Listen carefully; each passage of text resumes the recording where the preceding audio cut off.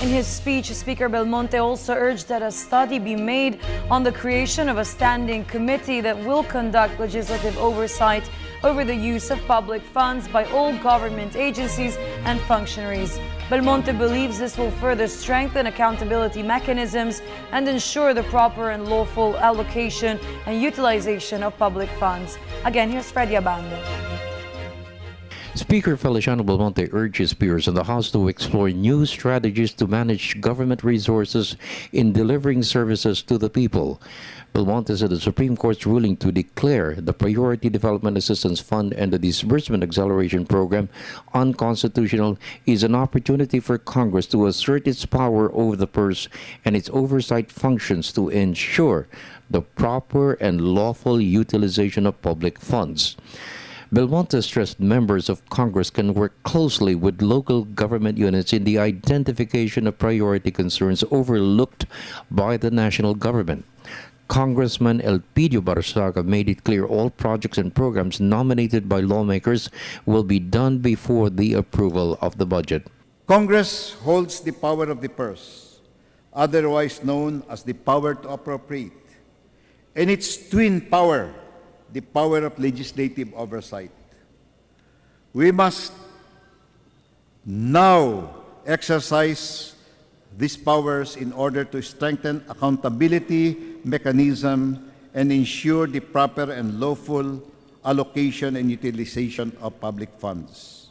Mag-i-intervene kami, if we will intervene or identify the projects once the GAA has already been approved. Ang sabi ng Supreme Court, hindi na po pwede yan. Because the GAA is already a law. That law has to be implemented by the President. Pero before that, we can do. Because we are supposed to be the representatives of the people. Sir, yung oversight na sinasabi niyo. To exercise its oversight functions, Belmonte directed the Rules Committee to study the creation of a Public Accounts and Audit Committee which will conduct a year-round audit and accountability check of all government expenditures. Belmonte said that while audit reports of the Commission on Audit has exposed possible misuse of funds, it has not fully accounted for the recovery of lost funds to graft, and it takes time to prosecute those charged for graft and corruption. Let us also establish the framework for the conduct of continuing or year-round legislative oversight over the use of public funds by all government agencies.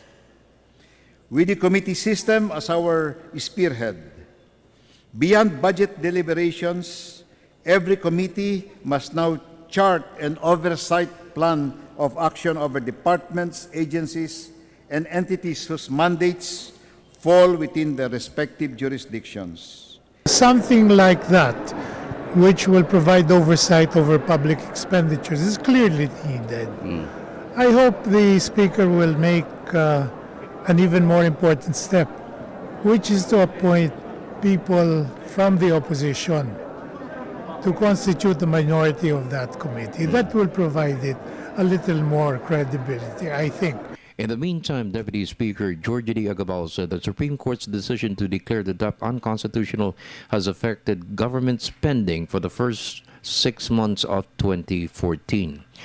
Because of this, economic growth was down compared to the figures in 2012 and 2013 when government spending was up due to the Disbursement Acceleration Program. One reason why our GDP growth went down for the first quarter was underspending. Underspending, which means that we have the money, but it's all bottled up, no? So we cannot spend, no? And that leads to lower GDP. Now the DAP decision is not very good because that will really stymie the hands of the President, the executive, on the issue of expenditures, no? I was looking at some figures, no. As of May, we have registered a surplus. We registered a surplus, no. If this were a private corporation, that would have been a reason to be happy, to gloat over, because the management has been able to scrimp on the expenses, but not if you're running, a state or a public corporation, no. For the People's Television Network, this is Freddie Abando reporting.